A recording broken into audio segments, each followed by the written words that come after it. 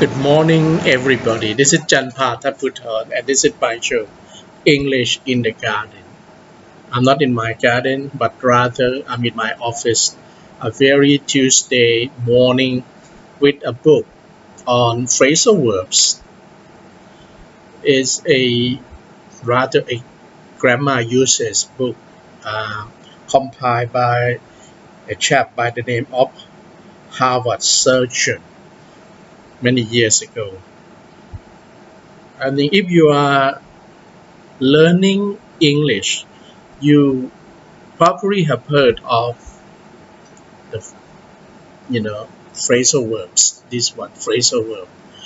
Phrasal verbs are verbs like look after, bring up, or drop off, or even pass away. Basically, a phrasal verb is a combination of a verb plus either a preposition or an adverb. Okay, so learner, as a learner of the English language, these phrasal verbs are very important, especially in informal communication, where native speakers or the users of the English language often use phrasal verbs rather than complicated single word like single word. They will rather use phrasal verbs, and because of this, it is very challenging for non-native speakers of the English language because many of the meanings of these phrasal verbs are not, you know, directly associated. That you cannot guess like pass away. What's pass away? Oh, pass away. To pass away means to die.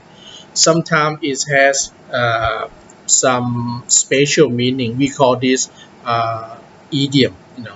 Many phrasal verbs are actually idiomatic expressions or idioms. So, and there are many of them, thousands. But here in this compilation, is they selected only 500 of them. 500 commonest phrasal verbs that you need to know. It's a good book actually with exercises at the end and easy to read, clear example. I must say it's one of the best book on phrasal verbs. I can give you some examples like phrasal verb like get up. What time did you get up this morning? Get up, wake up, to get out of bed, for example, to give away something. To give away something means to give it to other people. I have many things to give away today. Okay, as I told you, pass away is simply mean die.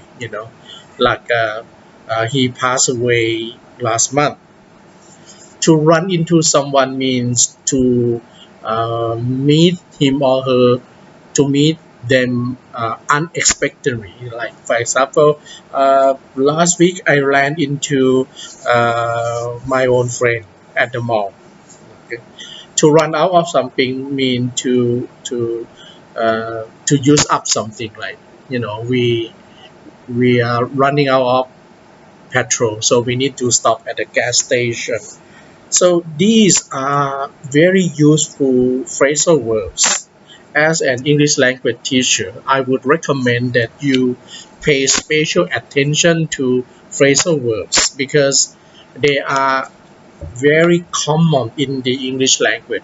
And these phrasal verbs often pose some difficulties or problems to non-native speakers when they have to use the language. And what I would like to tell you is that it's very enjoyable and it's fun to use phrasal verbs.